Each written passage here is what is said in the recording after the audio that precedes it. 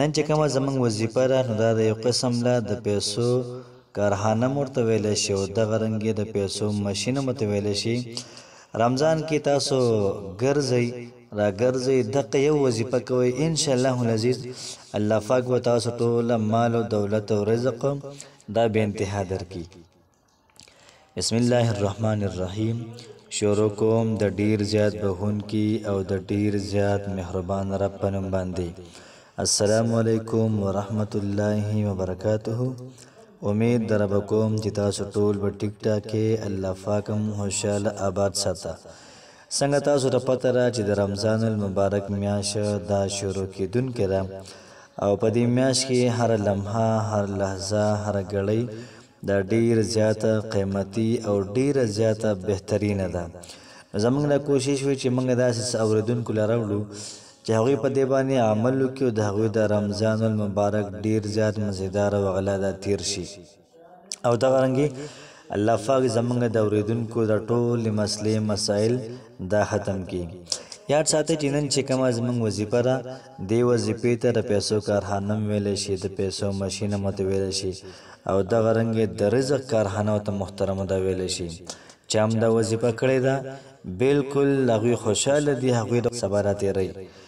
فرمایي چې الله پاک یو نوم دی چې الله پاک ډیر زیات بې نیازه دی او الله پاک د رزق د تقسیم دی په خپل لاس کې دی. دا د الله پاک ډیر زیات خصوصي کرم دی خصوصي رحم دی.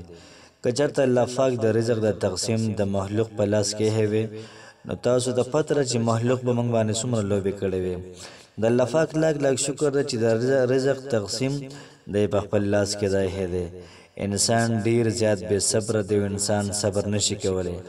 دغه رنګې کله چې انسان په الله پاک باندې مکمل توکل وکړي فرمایي چې الله پاک وایي چې بنده ما باندې څنګه توکل کوي ما باندې څنګه ګمان کوي زه هغه شانتې دا وررسېږم.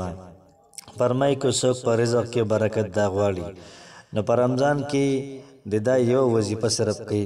که دی کینی بیا هم دا وظیفه کوي چې دی پاسي بیا هم دا وظیفه کوي دی ګرځي بیا هم دا وظیفه کوي انشاءالله العزیز الله پاک به رزق دا بې انتها ورکړي.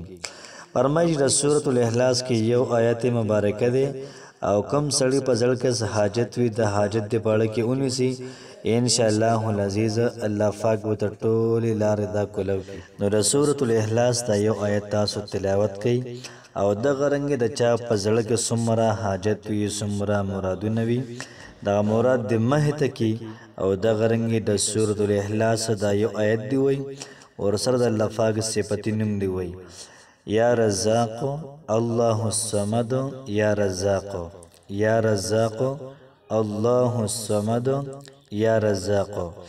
دا رمضان کې چې څوک ګرځي که څوک کینی که څوک سملی که څوک ارفازي نو ګرځي را ګرځي او د آیت ځان سره وایي یا رزاق الله الصمد یا رزاق چې څومره پیسې د پکار الله پاک به درکړي چې څومره ستاسو مال او دولت پکار الله پاک به درکړي او دغه رنګې څومره ستاسو په رزق کې برکت پکار الله پاک برکت درکړي او ټول مرادونه ستاسو څومره دي دا ټول مرادونه به الله پاک پوره کړي. فرمایي چې انسان ته ډیره زیاته غټه پریشاني وي نو که دا وظیفه کوي نو الله پاک به ټولې پریشانیانې دا ختمې کړي. فرمایي چې دا سورة الاخلاص دا ډیر زیات د برکت والا دی. په دې کې دا یو آیت د الله پاک په صفتي نومونو کې دی. یاد ساتئ چې د کلمات ډیر زیات فضایل محترمو در راغلي دي او الله خیر الرازقین دی بهترین رزق ورکوي. او فرمایي چې کله بنده الله پاک په صفتي نومونو باندې یادوي الله پاک په دې باندې ډیر زیات خوشحالېږي. الله پاک د داسې ځای نه انسان ته رزق ورکوي چې د انسان په وهم و ګمان کې هم نه وي او کله الله پاک د بنده ته د خیر اراده وکړي نو الله پاک د انسان باندې د رزق دروازې دا ډېرې زیاتې کړي او ملکونو باندې د خپل بندګان وګرځي او چې کوم ځای کې الله پاک خوښوي رزق له ورکړي دی محترمو دا کور ته راوړي. نو راځئ چې زه وظیفې طرف ته نن زموږ وظیفه دا شوله چې کله د رمضان المبارک میاشت دا شروع شي په ټول رمضان کې د چا چې کار نه شوی بالکل په ټول رمضان کې دا وظیفه کوي الله پاک به ټول امیدونه پوره کړي. یا رزاق الله الصمد یا رزاق. ان شاء الله العزیز د دې په ویلو سره الله پاک به انسان ته مال او دولت ورکړي او دا رنګ ټولې پریشانۍ به الله پاک د انسان د پوره کړي.